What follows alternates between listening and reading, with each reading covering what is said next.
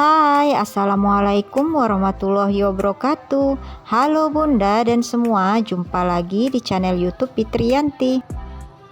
Pada video kali ini, seperti biasa aku share rutinitas keseharianku ya. Nah, ini aku sedang belanja ke pasar untuk membeli beberapa kebutuhan dapur.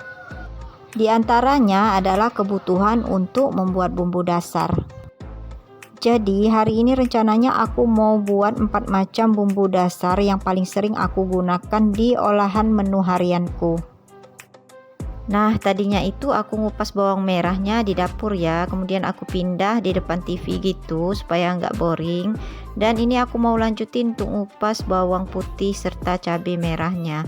Nah, bumbu dasar apa saja yang mau aku buat hari ini, jangan lupa tonton sampai habis ya, karena ini biasanya bumbu yang paling dasar yang biasa kita sering pakai untuk buat masakan. Di sini aku siapkan bawang merahnya sebanyak 500 gram dan kemudian untuk bawang putihnya sebanyak 300 gram. Namun bawang merah dan bawang putih ini aku bagi menjadi dua bagian untuk dua jenis bumbu dasar yang berbeda ya. Untuk yang baru pertama kali untuk membuat bumbu dasar ya dan tanya-tanya itu apakah harus disimpan di dalam jar kaca atau toples kaca. Jadi jawabannya itu tidak harus ya. Jadi boleh juga disimpan di dalam wadah kedap udara, yang penting tidak terkontaminasi dengan udara luar supaya bumbu dasar ini menjadi lebih awet. Kemudian pada saat kita ambil juga gunakan selalu sendok bersih dan kering. Baiklah, langsung saja bumbu dasar yang akan aku buat. Pertama adalah bumbu dasar bawang. Di sini bahan yang diperlukan adalah 250 gram bawang merah, 150 gram bawang putih, 250 ml minyak sayur, dan 1 sendok teh garam halus. Untuk bumbu dasar bawang ini cocok banget untuk berbagai jenis masakan yang simple ya, seperti menumis sayur, membuat balado. Nanti untuk membuat balado bisa kita tambahkan stok cabai giling juga yang ada di dalam kulkas. Kemudian bisa kita untuk membuat nasi goreng atau membuat sup. Nah, untuk membuat sup bisa kita tambahi lagi dengan lada bubuk yang simple ya. Kemudian irisan daun sup, daun bawang, dan lain-lain. Atau bisa juga bumbu dasar bawang ini kita gunakan untuk membuat olesan bakso bakar atau untuk olesan sosis bakar. Caranya adalah semua bahan tadi kita haluskan tanpa penambahan air, namun kita campurkan langsung minyak sayur sebanyak 250 ml tadi, dan setelah halus barulah kita tumis hingga benar-benar tanak bumbu ini. Di sini aku nggak tambahkan minyak sayur lagi waktu menumis ya, karena tadi waktu kita blender sudah kita masukkan minyak sayur, dan gunakanlah teflon anti lengket supaya bumbu ini tidak cepat gosong, dan gunakan api sedang. Ini garamnya baru aku masukkan saat menumis ya. Jangan lupa waktu menumis sering-sering kita aduk seperti ini ya, supaya bagian dari bawang ini semuanya masak merata. Dan untuk ciri sudah benar-benar tanak itu minyaknya udah benar-benar keluar semua seperti ini ya. Kemudian bagian bumbu dasar ini atau bawang ini menjadi sudah menggerindil-gerindil seperti menggumpal-gumpal gitu. Dan warnanya pun terlihat sudah berubah menjadi sedikit kecoklatan. Setelah benar-benar tanak, barulah kita matikan apinya dan kita dinginkan terlebih dahulu sebelum kita masukkan ke dalam toples. Sekarang aku mau lanjutkan untuk membuat bumbu dasar yang kedua, yaitu bumbu dasar kuning. Di sini bahan yang diperlukan adalah 250 gram bawang merah, 150 gram bawang putih, 30 gram kunyit, 15 gram jahe, 30 gram lengkuas, 50 gram kemiri, 1 sendok makan ketumbar yang sudah dihaluskan, 1 sendok teh lada juga yang sudah dihaluskan, dan 1 sendok teh garam. Di sini aku gunakan ketumbar dan lada biji, kemudian aku haluskan sendiri ya, karena biar lebih berasa pada bumbu dasarnya. Jangan lupa minyak sayur sebanyak 250 ml. Caranya sama, haluskan semua bumbu dasar yang sudah kita siapkan tadi tanpa penambahan air ya, karena kita sudah memakai 250 ml minyak sayur. Bumbu dasar kuning ini cocok banget untuk berbagai jenis masakan ya, seperti untuk ngungkep ayam, tahu, dan tempe, atau untuk membakar ikan, membakar ayam. Jadi kita gunakan bumbu dasar kuning ini sudah enak banget. Dan untuk buat gulai nangka, gulai sayur, buat kare ya, paling kalian tinggal menambahkan saja bumbu-bumbu tambahan.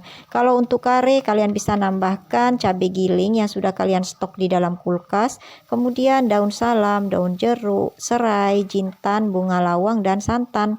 Gulai nangka atau gulai sayur juga sama seperti itu ya.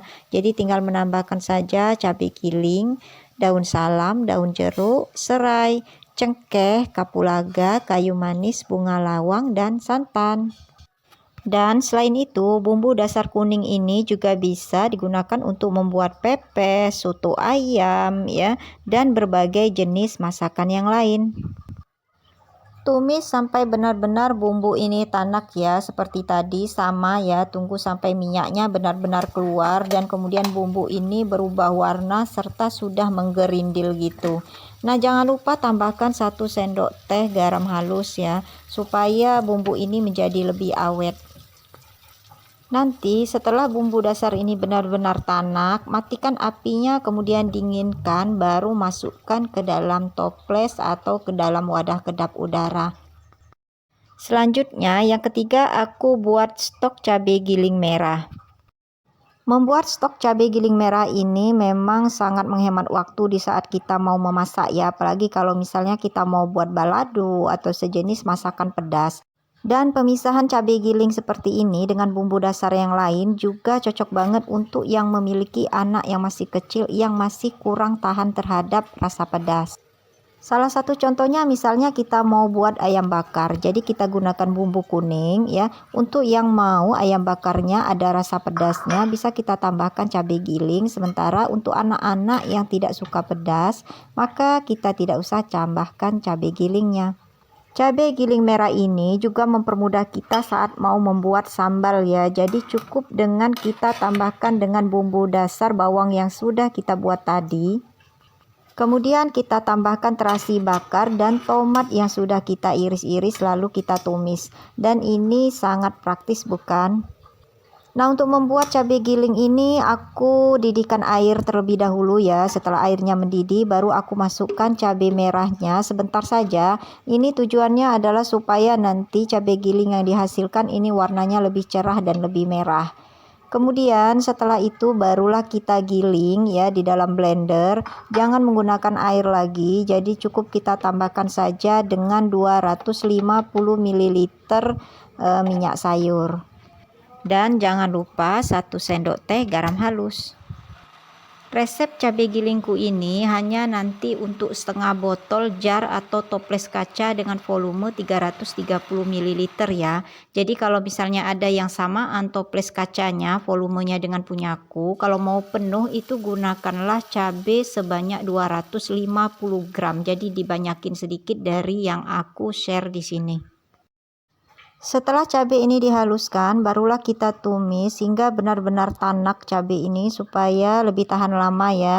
Cirinya adalah warnanya sudah berubah sedikit berwarna gelap gitu. Kemudian minyaknya juga sudah terpisah dengan cabainya dan sudah meletup-letup dan menggerindil gitu. Untuk yang memiliki selera pedas, kalian bisa mencampur cabai keriting ini dengan cabai rawit merah ya, supaya rasanya lebih cetar gitu.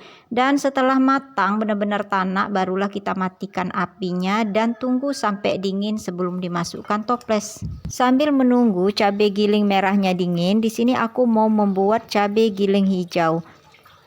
Untuk cabai giling hijau ini cocok banget untuk berbagai jenis masakan ya. Contohnya adalah cumi cabai hijau. Nah, untuk membuat cumi cabai hijau tinggal kita mix saja bumbu dasar putih dengan cabai giling hijau ini, kemudian tinggal kita tambah dengan bumbu yang lain. Atau bisa juga untuk membuat sambal cabai hijau ya, cukup kita tambahkan terasi bakar sama irisan tomat hijau dan kemudian kita panaskan. Untuk cara membuatnya sama dengan pembuatan cabai giling merah tadi ya. Pertama kita didihkan dulu air, setelah mendidih masukkan cabai hijaunya dan angkat, nggak usah lama-lama ya, baru kita blender bersamaan dengan minyak sayur. Di sini cabai hijau yang aku gunakan sebanyak 200 gram, kemudian minyak sayurnya sebanyak 250 ml. Nanti pada saat menumis tambahkan 1 sendok teh garam halus. Nah tadi pada saat memblender gitu aku agak kelamaan ya, sehingga cabai hijau ini terlalu halus menurut aku. Jadi bagusnya itu seperti cabai giling merah yang aku buat tadi, dia nggak begitu halus teksturnya. Jadi pada saat kita mau masakkan misalnya ke cumi cabai hijau atau sejenis masakan lain, masakannya jadi terlihat lebih cantik. Tapi nggak apa-apa ya, nanti bisa kita akali dengan menambahkan cabai irisan merah gitu supaya nanti masakannya lebih menarik dan yang penting rasanya ya, serta praktis pada saat memasaknya. Dan tips pada saat menumis sama, pastikan benar-benar tanak cabai giling ini dan jangan lupa tambahkan 1 sendok teh garam halus supaya lebih awet cabai gilingnya.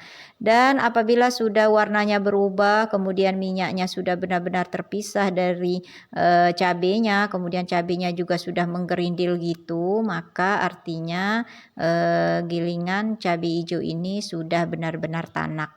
Dan setelah dingin barulah kita masukkan ke dalam toples kaca atau jar atau wadah kedap udara, dan insya Allah ini akan bertahan cukup lama ya, asal pada saat kita memasak benar-benar tanak. Dan waktu kita mau mengambil bumbu dasar ini kita menggunakan sendok yang kering dan benar-benar bersih, kemudian kita benar-benar tutup rapat ya waktu kita simpan di dalam kulkas. Nah demikianlah 4 buah stok bumbu dasar yang saya buat hari ini untuk mempercepat dan mempermudah proses memasak saya setiap hari. Dan nantikan juga video saya selanjutnya, insya Allah stok bumbu dasar yang lain yang dapat mempermudah saat kita memasak. Terima kasih untuk Bunda dan semua yang sudah menonton. Nantikan video YouTube saya selanjutnya. Wassalamualaikum warahmatullahi wabarakatuh.